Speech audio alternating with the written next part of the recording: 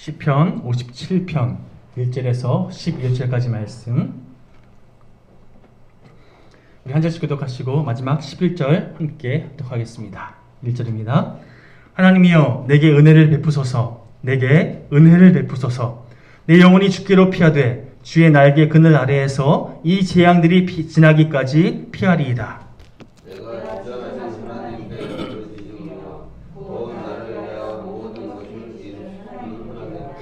그가 하늘에서 보내사 나를 삼키려는 자의 비방에서 나를 구원하실지라. 셀라. 하나님이 그의 인자와 진리를 보내시리로다. 내 영혼이 사자들 가운데서 살며 내가 불사르는 자들 중에 곧 살아있는 그들의 입은 창과 화살이요 그들의 혀는 날카로운 칼 같도다. 하나님이여 주는 하늘 위에 높이 들리시며 주의 영광이 온 세계 위에 높아지기를 원하나이다. 그들이 내 영혼을 막으려고 영혼을 준비하였으니 내 영혼이 억울하도다. 그들이 내 앞에 운동을 했으나 자기들이 중에 빠졌도다. 하나님이여 내 마음이 확정되었고 내 마음이 확정되었사오니 내가 노래하고 내가 찬송하리이다. 내 영혼아 깰지어다. 비파야 수금아 깰지어다. 내가 새벽을 깨우리로다. 주여 내가 만민 중에서 주께 감사하오며 문나라 중에서 주를 찬송하리이다. 무릇 주의 인자는 커서 하늘에 미치고 주의 진리는 궁창에 이르나이다. 11절 하나님이여 주는 하늘 위에 높이 들리시며 주의 영광이 온 세계 위에 높아지기를 원하나이다. 아멘. 할렐루야. 우리 선희자면 또 안경 쓰니까 또 다른 느낌이네. 네. 지금은 고인이 되셨는데요. 서강대 영문학 교수였던 이분의 책을 제가 좋아해서 많이 읽었던 그런 책인데 살아온 기적, 살아갈 기적이라는 책을 쓴 장영희 교수님이 계신데요. 그 책의 내용 중에 자신이 겪었던 쉽게 말하면 뉴욕 주립대에서 있었던 그런 한 가지 사건을 계기로 해서 내용을 소개한 자기 에세이, 수필집 같은 내용이에요. 잠깐 그 내용을 소개해드리고 말씀을 좀 이어갈까 하는데 이분이 좀 다리가 좀 불편해요. 그럼에도 불구하고 장애를 극복해서 여러 가지 인간 승리를 보여준 그런 귀한 여러 가지 사람들에게 좋은 교훈을 주었던 인생이었는데 6년 동안 박사학위를 받기 위해서 아주 고생 그렇게 논문을 쓰고 이제 박사학위 받으면 되는 그 즈음에 담당 교수에게 이제 마지막 원고만 제출하면 되는 다 통과되어서 이제 너는 통과했다 이런 얘기만 들으면 되는 그런 와중에 보통 그때쯤 되면 자기가 그동안 해왔던 자료들이 정리하잖아요. 그렇죠? 또 이제 이 원고만 통과하면 한국으로 돌아갈 수 있는 그런 상황이었기 때문에 짐을 줄이기 위해서 뭐 원고 초고부터 시작해서 그동안 짐들 다 정리했다는 거예요. 지금 제가 설명드리는 내용 들어보니까 뭔가 좀 불안해지기 시작하죠. 마지막 자기 친구가 너 이제 원고 통과되면 한국 돌아가고 그러면 언제 만날지 모르게 되는데 우리 집에 가서 차나 한잔 마시고 얘기 좀 나누자. 그 얘기 듣고 그러지 뭐 하고 친구 집에 이렇게 같이 갔는데 잠깐 밖에 대놨던 그 차 누가 그 차를 털어간 거예요. 그 차 안에는 트렁크 안에 자기 그동안 준비했던 그 논문 한 권과 자기 짐 조그만 이렇게 다 쌓여져 있었는데 그걸 누가 다 들고 와 버린 거죠. 요즘처럼 컴퓨터로 작성한 것도 아니고요. 다시 말하면 저장된 게 없을 거 아니에요. 또 타이핑해서 그렇게 쳤던 거기 때문에 그 원고를 들고 와 버렸으니까 이제 그것을 다시금 준비하려고 하면 뭐 논문 초고라든지 그런 자료 같은 것이라도 있으면 해보겠는데 아까 말씀드렸잖아요. 다 버렸다고.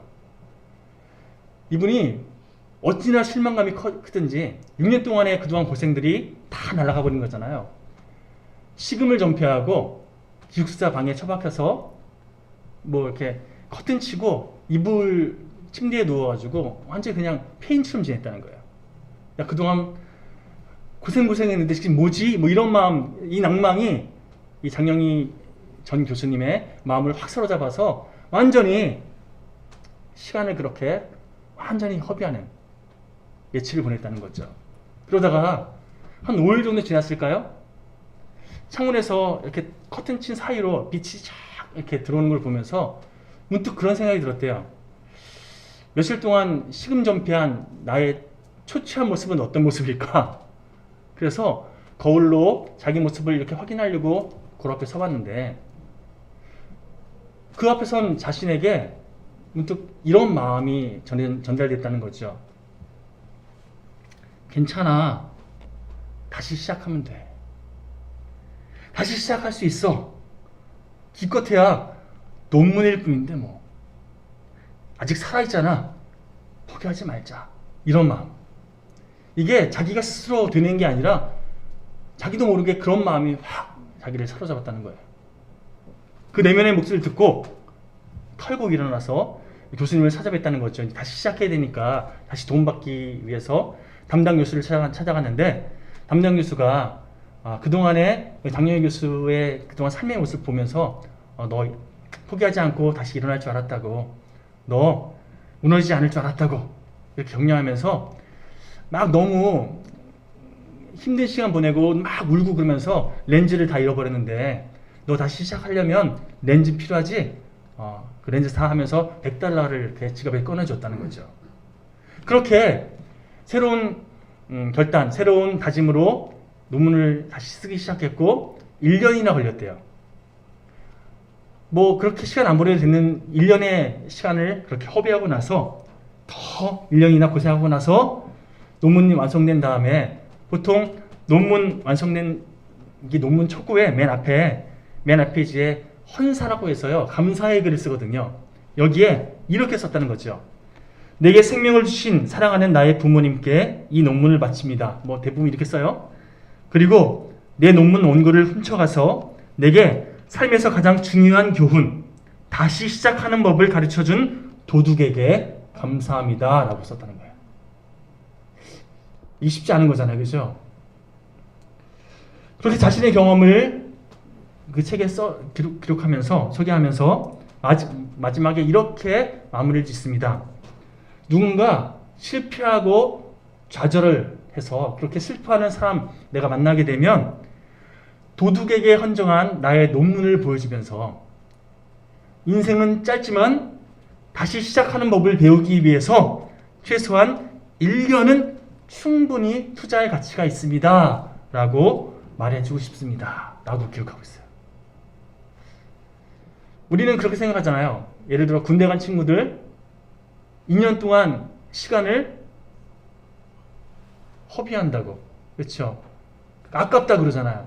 그런데 장영희 교수님의 관점에서 다시 보면 2년이란 시간 동안 내 인생을 다시금 점검할 수 있는 그런 귀한 가치 있는 시간을 보냈다, 이렇게 해석할 수 있는 거잖아요. 그죠? 나에게 있어서 다시 시작하는 법을 배우게 해준 1년의 시간이라는 거죠. 여러분, 세상을 살아가는 모든 사람들은요 자신이 원하는 대로 잘 풀려야지만, 또 자신이 계획했던 대로 순탄하게 진행되어야 되지만 그것이 행복한 삶이고 또 평안한 삶이라고 그렇게 생각하며 살아갑니다. 한마디로 내 삶 가운데 좋은 일만 생겼으면 좋겠다는 거죠. 꽃길만 펴졌으면 좋겠다는 겁니다. 그런데 우리의 그런 바람과는 전혀 상관없이 꽃길이 주어지든가요? 험난한 길이 계속 주어지잖아요. 여러 가지 문제들이, 여러 가지 어려움들이 계속 찾아오는 것이 우리의 인생이더라는 거죠.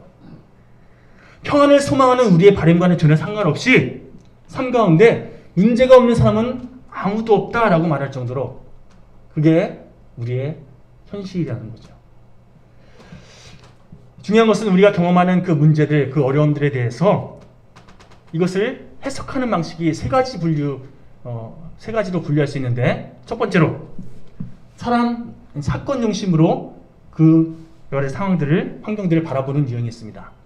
또 두 번째 유형은요, 사람 중심으로 바라보는 유형이 있고요. 자, 세 번째 유형은 그럼 어떤 걸 바라볼까요? 세 번째 유형, 하나님 중심으로, 신앙으로, 영적인 눈으로 바라보는 그런 유형이 있다는 거죠.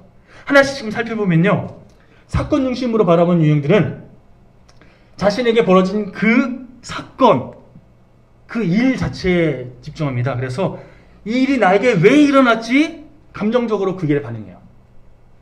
그리고 이게 사실은 자신의 의지와 자신의 어떤 노력으로 감당이 안 되니까 결국 쉽게 절망하기를 선택합니다. 문제를 사람 중심으로 바라보는 유형은요, 그 문제의 원인을 어디에서 찾냐면 뭐 상대방이든 나든 사람에게 찾는 거예요. 그래서 당신 때문이라고 혹은 내가 문제라고 그렇게 다른 사람을 원망하거나 스스로를 탓하는 그런 선택을 종종 하게 되더라는 겁니다. 그런데 하나님 중심으로 바라보는 유형을 살펴보니까 그 문제를 나에게 허락하신, 또 그 문제를 해결하는 과정 속에서 나를 가다듬어 가시는 하나님의 손길을 깨달으면서 내가 이 문제 나는 감당할 수 없지만 하나님께 맡겨드리면 하나님과 함께하면 돼, 이렇게 담대하게 믿음의 발걸음을 걸어가면서 성숙되어지는 인생이 되더라는 거죠. 자, 그런 의미에서 오늘 본문 시편 57편의 말씀, 이 말씀 자신에게 당면되어진 여러 가지 문제들, 그 상황들을 하나님 중심으로 바라보았던 이 다윗에 대해서 함께 살펴보면서 여러분, 오늘 나도 여러 가지 상황과 환경들을, 또 어떤 만남들에 대해서 사건 중심 혹은 사람 중심이 아니라 하나님 중심으로 바라보는 다윗과 같은 복된 인생 되길 소망합니다. 함께 이렇게 결단하시면서 말씀을 함께 묵상하는 그런 시간이 되었으면 좋겠습니다. 자, 우리 시편 57편 제목부터 좀 살펴볼 텐데요. 제목 한번 성경 보시면 맨 위에 제목이 있죠. 색깔 좀 다르게 돼 있죠. 뭐라고 써 있습니까? 한번 읽어볼까요? 시작.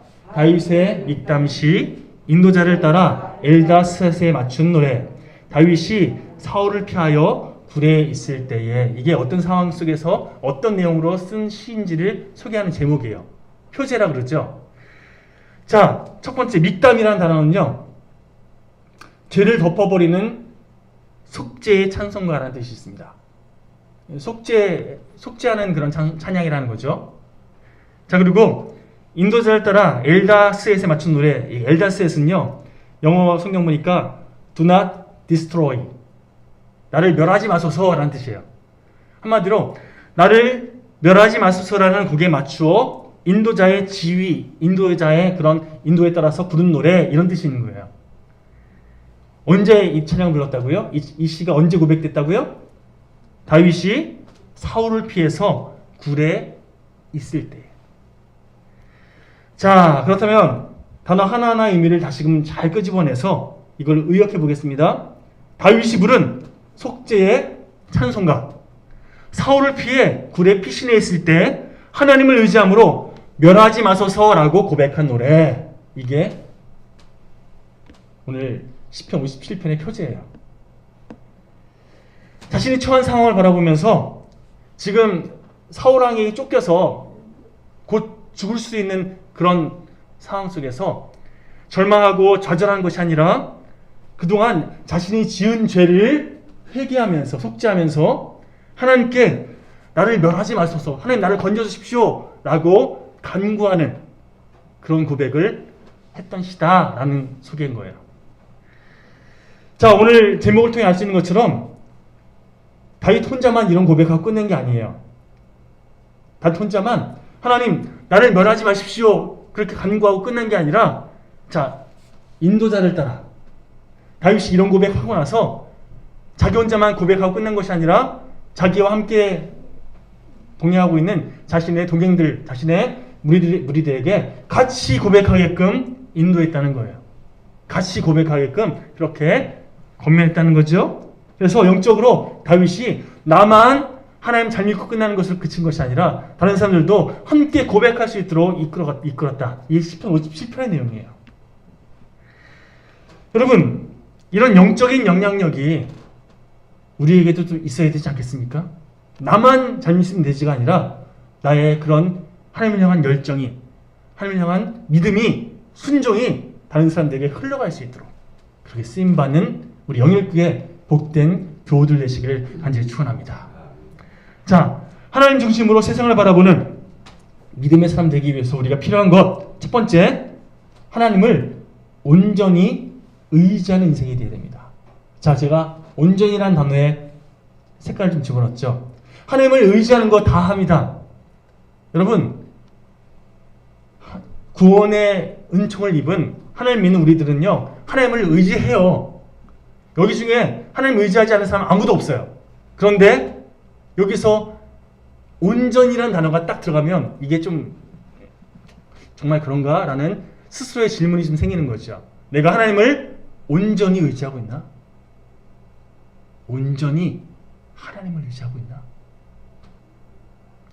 시편 57편을 기록한 이 당시의 내용은요, 제목에서 소개했던 것처럼 사울을 피해서 굴에 피신해 있을 때 쓰는 시입니다. 생사가 불투명한 그 상황 속에서 하나님께 드린 간구이자 기도인 거죠. 그런데 당시 최대 권력자였던 사울이 질투에 확신되었잖아요. 다윗이 자신보다 더 사람들에게 인기가 있고 또 사람들에게 주목받으니까 그게 질투가 생겨서 다윗을 죽이려고 막 그렇게 쫓아다니지 않았습니까? 여러분, 왕에게 쫓기는 신세가 되었으니 얼마나 두려운 상황입니까? 어디 가든지 계속 쫓기기만 하니까 얼마나 답답합니까? 더군다나 이게 하루 이틀이 아니라 성경을 쭉 읽어보면 10년이 훨씬 넘도록, 10년이라는 시간 훨씬 넘도록 그렇게 쫓김을 당했습니다. 여러분, 10년이, 말이 10년이지 얼마나 긴 시간입니까? 그렇죠. 그 끔찍하고 그 힘든 어려움의 시간을 보내고 나서 더군다나 자기가 잘못해서 그런 시간 보낸 게 아니에요. 사울왕이 자기를 질투해서 자기는 정말 충성을 다하고 정말 최선을 다해서 섬겼을 뿐인데 자기가 질투받아서 그렇게 어려움을 당한 거잖아요. 그러니 얼마나 분통 터지는 상황입니까? 얼마나 사울왕이 믿습니까? 중요한 것은요, 다윗이 경험한 이런 상황들, 이렇게 두렵고 불안하고 내가 스스로 감당 안 되는, 또 다른 사람들이 믿게 느껴지는 그런 상황들이 이 땅을 살아가는 우리에게도 찾아올 수 있다는 거예요. 정도의 차이는 있을 수 있습니다.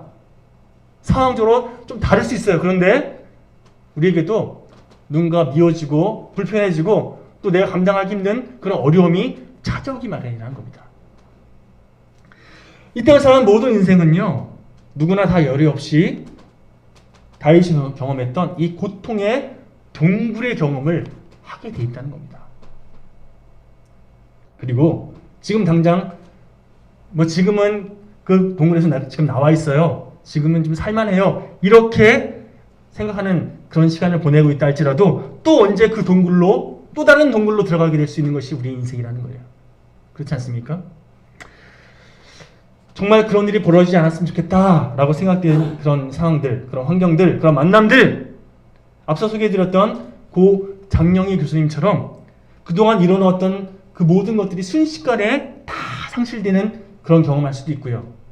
오늘 다윗처럼 억울한 일을 당할 수 있어요. 내가 그런 게 아닌데 내가 막 뒤집어 씌워가지고 그렇게 억울한 일을 당할 수도 있어요. 문제는 그런 억울한 일, 그런 속상하고 답답한 일을 경험하게 될 때 우리들은요, 자꾸만 자기 중심적인 이 죄된 본능 때문에 나만 그렇게, 나만 힘든 것 같고, 나만 불행한 것 같고, 나만 절망적인 것 같고, 내 결혼만, 내 삶만 비극적인 것 같은 착각 속에 빠질 때가 많다는 겁니다. 나만 그런 것 같다는 거예요. 여러분, 제가 계속 말씀드립니다. 나만 그런 게 아니라 이 땅에 살아가는 모든 인생들은 정도의 차이가 있을 뿐 내용은 좀 다르지만 다 그런 일을 겪으며 살아간다는 거예요.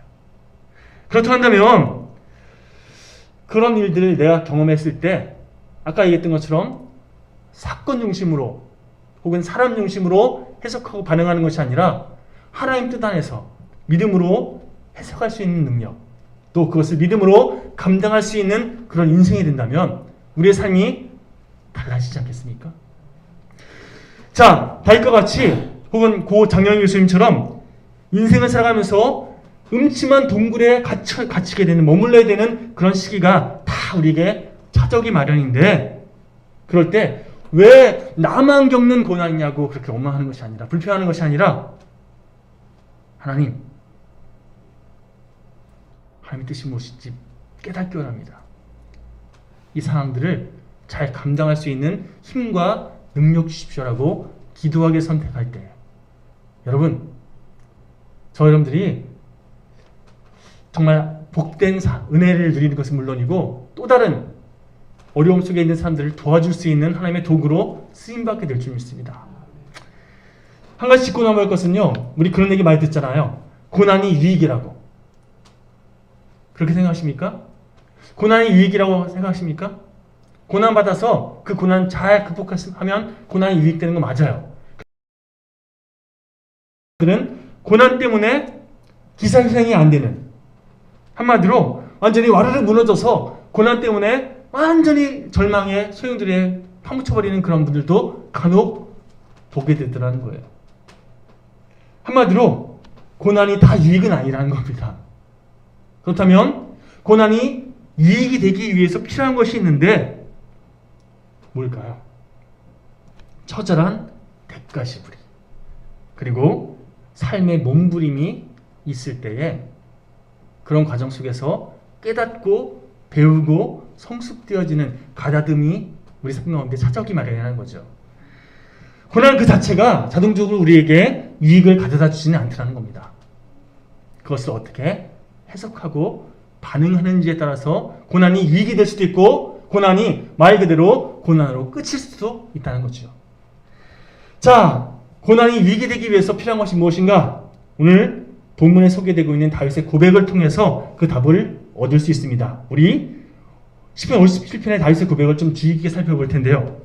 지금 분명히 위급하고 아주 불안한 자기 목숨에 그런 경각에 달려있는 그런 상황 속에서도 지금 내용을 잘 읽어보시면 희한하게도 밝고 낙관적인 그런 느낌이 있습니다. 8절부터 9절까지 말씀 좀 읽어볼까요? 한 목소리로 시작. 내 영광아 깰지어다. 수금아 비파의 수금아 깰지어다. 내가 새벽을 깨우리로다. 주여 내가 만민 중에서 주께 감사하며 문 나라 중에서 주를 찬송하리이다. 자, 여러분 지금 어려움이 있어요. 뭔가 좀 목숨이 경각에 달린 뭔가 힘든 상황 속이에요. 큰 짐이 내 어깨를 짓누르고 있어요. 그러면 걱정 때문에 잠이 안 와요. 머리가 복잡해서 잠을 이룰 수가 없어요. 이게 정상인 반응인데 지금 뭐라고 고백합니까? 내가 새벽부터 깨어서 찬송하겠다는 거예요. 충분히 자고 새벽에 일어나서 기쁨으로 하나님 감사하면서 하나님을 찬양하겠다는 거예요. 이게 말이 됩니까? 11절은 더 압권입니다. 11절 우리 함께 읽어볼까요? 시작. 하나님이여 주는 하늘 위에 높이 들리시며 주의 영광이 온 세계 위에 높아지기를 원하나이다.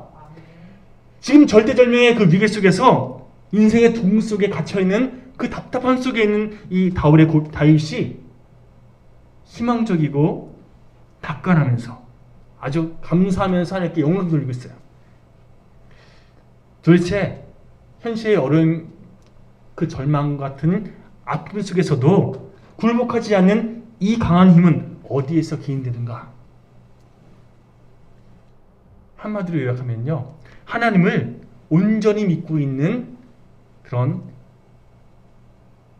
믿음의 사람들에게 나타나는 그런 믿음의 능력이라고 저는 확신합니다. 자, 고난이 유익이 되게 하려면 어떻게 해야 하는가? 다시 정리해드립니다. 하나님을 온전히 의지하고 있을 때 가능한 그런 결과입니다. 하나님 품 안에 온전히 안겨있을 때 이게 가능해진다는 거예요.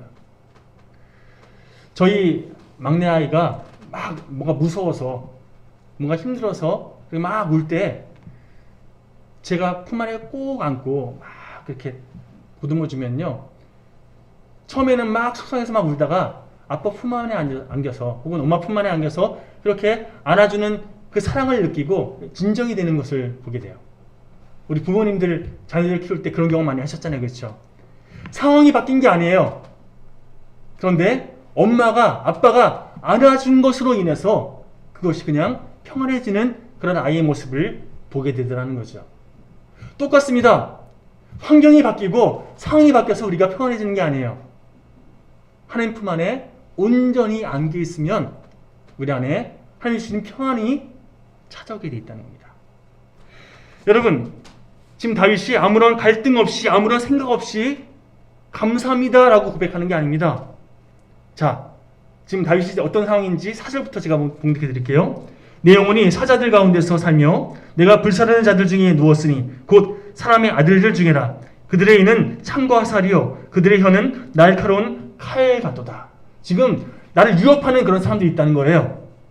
아주 예민하게 자신의 현실을 지금 직시하고 있습니다. 6절도 보십시오. 그들이 내 걸음을 막으려고 그 문을 준비하였으니 내 영혼이 억울하도다. 지금 억울한 상황 속에 내가 처해 있다는 겁니다.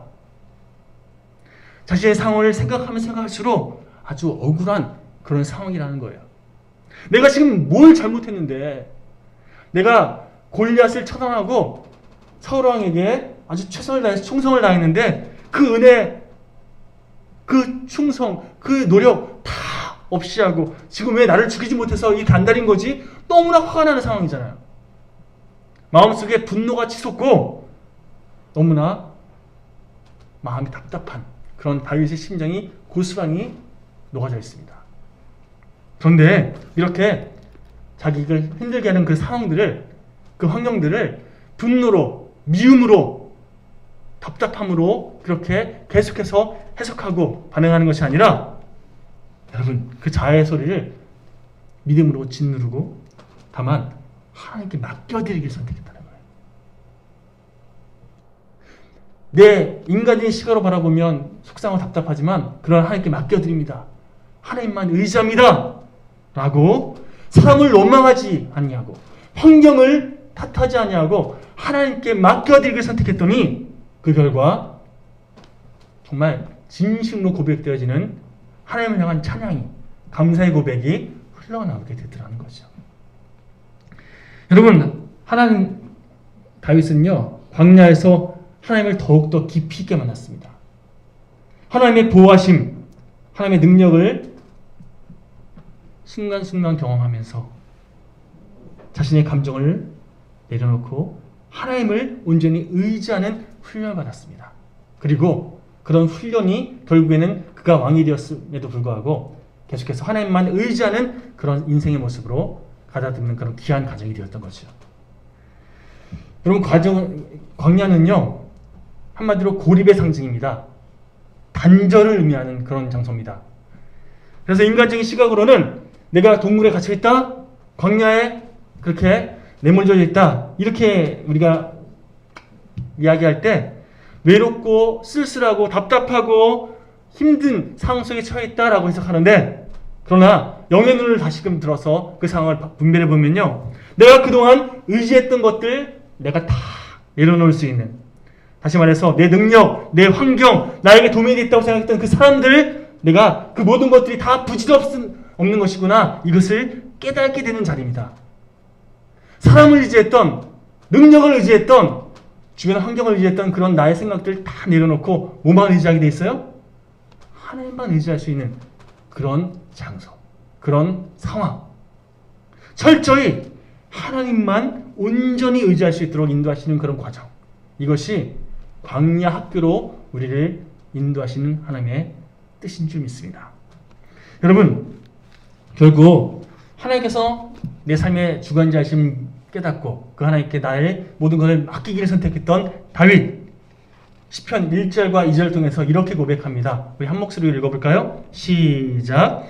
하나님이여 나를 긍휼히 여기시고 나를 긍휼히 여기소서. 내 영혼이 죽기로 피하되 주의 날개 그늘 아래에서 이 재앙이 지나기까지 피하리이다. 내가 지극히 높으신 하나님께 부르짖으며 곧 나를 위하여 모든 것을 이루시는 하나님께로다. 여러분, 내가 지금 경험하고 있는 나를 힘들게 하는 이 상황들, 내가 속상해하고 억울해하면서 시간을 허비하지 않겠습니다. 다만 하나님만 의지하겠습니다. 이 고백하면서 새벽 성경을 읽어보면 본문 1절을 이렇게 기록합니다. 넘겨주시겠습니까? 참으로 하나님, 나를 불쌍히 여기십시오. 나를 불쌍히 여기십시오. 내 영혼이 주님께로 피합니다. 이 재난이 지나가기까지 내가 주님의 날개 그늘 아래로 피하겠습니다.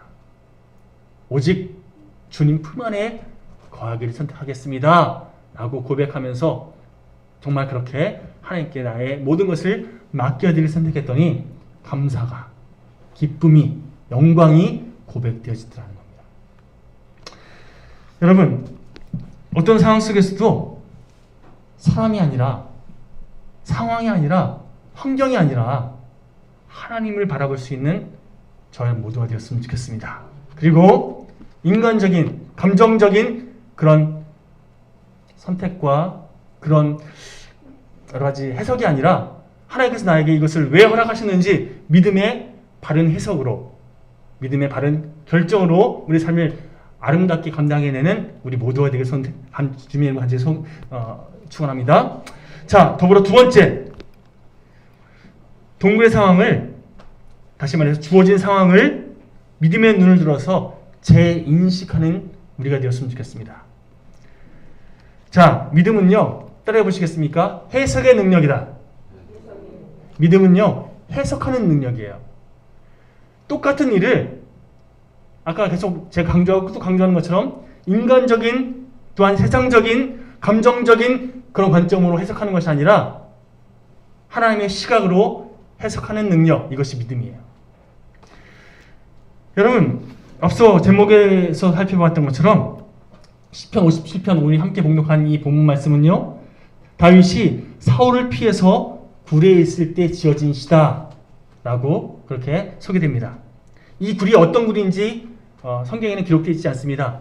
어떤 사람은 아둘람 굴에서 다윗이 이 시를 고백했을 것이다 라고 이야기도 하고요. 어떤 사람은 엔게디 동굴이다 라고 이야기하기도 합니다. 어떤 동굴인지 정답은 알 수 없어요. 하지만 사무엘상 24장에 기록된 그 상황들, 엔게디 굴에서 벌어진 그 사건들을 토대로 이 오늘 본문 시편 57편을 다시금 묵상해 보면요, 참 은혜가 됩니다. 자, 사무엘상 24장 내용을 좀 제가 간단하게 소개해 드릴게요. 사울이 계속해서 다윗을 쫓아다니는데 엔게디 황무지에 다윗이 숨어 있다는 첩보를 듣게 돼요. 그래서 자신의 군사들을 이끌고 다윗을 잡기 위해서 엔게디 황무지로 쫓아가는데, 그것을 또 전해 들은 다윗이 엔게디 황무지에 있는 한 굴이 되게 많이 있는 그런 황무지예요. 거기 한 굴에 숨어요. 그렇게 다윗을 찾아다니던 사울왕이 한참 찾다가 생리현상 때문에 볼일 보려고, 왕의 채통 때문에 뭐 이렇게 밖에서 해결할 수는 없잖아요. 그래서 굴 안에 들어가서 볼일 보기 위해서 혼자 들어가는데, 때마침 운명의 장난인지 사울왕이 들어갔던 그 뒷일을 해결하기 위해서 들어갔던 그 굴이 다윗이 부하들과 함께 숨어있던 굴이었어요. 그걸 보고 부하들이 하나님께서 우리에게 기회 주셨다고, 때가 이때라고, 지금 사울 죽이면 우리 지금까지 쫓겨다녔던 거 다 해결된다고, 명령만 하시면 우리가 가서 사울 왕 죽이겠다고 그렇게 다윗을 꼬십니다. 그때 다윗이 자신 부하들에게 그러지 말라고 혼자 조용히 사울에게 다가가서 사울 모르게 조심스럽게 옷의 한 귀퉁이를, 뭐 옛날 왕들은 좀 긴 옷을 입었잖아요, 그렇죠? 그래서 옷의 한 귀퉁이 몰래 가서 한 조각 베어내고, 나중에 사울 왕이 볼일 다 끝나고 나갔을 때 멀리서 사울 왕이요, 당신이 들어왔던 곳이 우리가 있던 곳입니다 하고, 그렇게 당신은 우리가 죽일 수 있었지만 우리가 안 죽였습니다, 이렇게 얘기하면서 상황들을 이렇게 흘러가는 장면들이 사무엘상 24장에 기록되고 있는데요. 자, 사무엘상 24장 5절에서 7절까지 말씀 한번 읽어볼까요? 시작. 그리한 후에 사울의 옷자락 뱀으로 말미암아 다윗의 마음이 찔려 자기 사람들에게 이르되, 내가 손을 들어 여호와의 기름 부음을 받은 내 주를 치는 것은 여호와께서 금하시는 것이니 이는 여호와의 기름 부음 받은 자가 됨이니라 하고, 다윗이 이 말로 자기 사람들을 금하여 사울을 해하지 못하게 하니라. 사울이 일어나 굴에서 나가 자기 길로 가니라. 사울 왕의 옷자락 베는 것조차도 마음에 찔렸다는 거예요. 왜요? 하나님께서 기름 부으신 자를 내가 함부로 대해서는 안 된다라는 다윗의 신앙 고백 때문에. 이렇게 지금 인간적으로는요, 하나님께서 주신 기회야 라고 생각할 수 있는, 내가 나를 그동안 괴롭혔던 그 사람에게 복수할 수 있는 그런 기회가 주어졌음에도 불구하고 다윗은요, 하나님의 시각으로, 하나님께서 세우신 사람인데 내가 내 인간적인 그런 선택은 안 돼. 이렇게 반응하면서 결국 사울을 보내주는 이런 장면. 이런 상황 속에서 다윗이 이 고백을 했다고 생각해 보십시오. 하나님, 지금 나를 힘들게 하는 이런 상황 속에서도 나는 하나님을 찬양합니다. 왜요? 하나님께 뜻이 있는 줄 믿기 때문에. 하나님께서 나에게 여러 가지 상황 관계 속에서 나를 온전케 하시는 그런 과정인 줄 믿기 때문에 나는 다만 하나님만 찬양하겠습니다. 라고 고백하는 이 다윗의 고백. 간절히 바라는 것은요, 저 여러분들이 어떤 상황 속에서도 이런 믿음의 고백이 정말 진심으로 고백되어지는 그 복된 인생 되기를 간절히 축원합니다. 사람은요, 자기 중심적인 사고방식 때문에 나만 아는, 나만 고집하는 그런 가치관 때문에 결국에는 다른 사람들 힘들게 하고요, 그것이 지나치면 그런 자기 생각이 결국 자기도 힘들게 하는 그런 인생 살아갈 때가 참 많습니다. 하나님께서는요, 나만 아는 우리들, 나만 고집하는 우리들, 그렇게 나라고 하는 울타리에 갇히지 않을 수 있도록, 그래서 내가 아닌 다른 사람을 바라보고 내가 아닌 하나님의 일하심을 그렇게 바라볼 수 있도록 광야로 인도하실 때가 있는데요. 그럴 때 그 교만한 나의 자아, 내 고집 내려놓고 하나님께 나를 맡겨드릴 수 있는, 하나님의 눈으로 나의 삶을 다시 바르게 바라볼 수 있는 그런 우리가 될 때, 여러분, 그런 우리를 통해서 참 많은 것을 이루실 줄 믿습니다. 세 번째, 어떤 순간에도 하나님을 찬양하는 인생, 이것이 우리에게 필요한 줄 믿습니다. 자, 마음을 확정한다. 다윗이요, 오늘 시편 57편 7절 고백을 통해서 이렇게 고백합니다. 한번 한 목소리를 봉독해 볼까요? 시작. 하나님이여, 내 마음이 확정되었고 확정되었사오니 내가 노래하고 내가 찬송하리이다. 자, 이게 잘 묵상해 보면요, 마음을 확정하기 전까지는 다윗을 괴롭히는 수많은 여러 가지 생각들이 있었다는 거예요. 그렇죠? 원망하고 미워하고 짜증나고 불평하는 그런 여러 가지 생각들이 다윗 안에 다 있었다는 거예요. 그런데 그 수많은 생각들 가운데에서 오직 하나님만을 찬양하기를 내가 확정했다는 거예요. 이게 우리에게 참 많은 도전을 줍니다. 순간순간마다 여러분들을 괴롭히는, 여러분들을 주도하는 그런 생각들이 있어요. 그렇죠? 절망하게 하는, 슬퍼하게 하는, 남 탓하게 하는, 분노하게 하는, 억울해하는 그런 여러 가지 생각들, 그런 감정들 속에서 다만 하나님을 찬양하기를 확정한 이 다윗의 고백처럼. 왜 이럴 수 있었을까? 하나님을 신뢰했기 때문에. 내 삶을 주관하신 하나님께서 나에게 진정으로 유익한 과정을 허락하신 줄 믿었기 때문에 지금 이 상황들, 인간적인 내 생각으로 바라보면 억울하고 짜증나는 일이지만, 그러나 결국에는 나에게 유익인 줄 믿고 나를 통해 다른 사람이 유익하게 되는 과정인 줄 믿었기에 내가 확정하기를 선택했다는 겁니다. 뭐? 하나님만 찬양하기로. 여러분, 우리가 어려움에 처했을 때 다윗처럼 이렇게 확정하는 거 쉽지 않습니다. 제가 100번, 1000번 얘기할 수 있는데 우리가 마음 먹는다고 되는 거 아니에요. 우리의 의지나 우리의 능력으로는 불가능한 일입니다. 하지만 가능합니다. 저희 어린 딸이 나 용기 낼 거야, 할 수 있어, 스스로 아무리 되뇌어봐도 혼자 있으면 순간순간 무너질 수밖에 없는 그런 저희 둘째 딸. 그러나 제가 그 녀석을 품에 안고 있으면요, 아무리 무서운 사자가 앞에 있어도 아빠 믿고 그 사자 보면서 어흥할 수 있는 게, 그게 담대한 아이의 믿음 아닙니까? 똑같습니다. 나는 할 수 없지만, 난 능력 없지만 우리가 하나님 품 안에 온전히 안겨 있으면 가능합니다. 그래서 여러분들에게 믿음으로 권면합니다. 매 순간 하나님 품 안에 안겨 계십시오.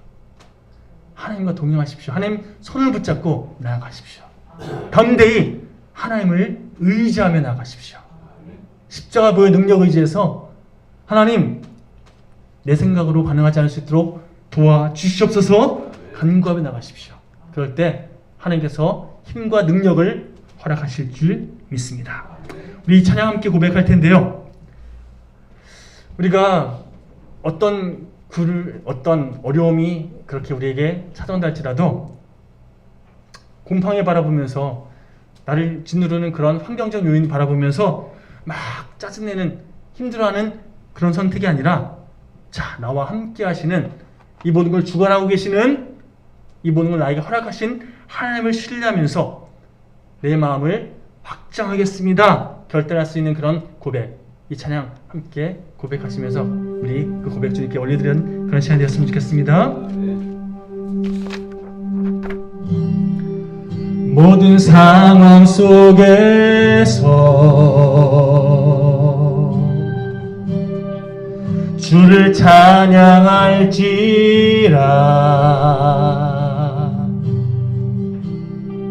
주는 너의 큰 상급,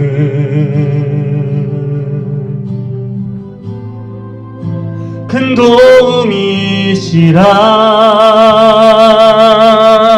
주의 얼굴 구할 때, 주의 얼굴 구할 때,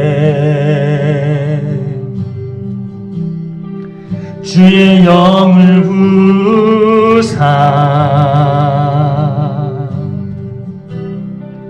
크신 사랑 안에서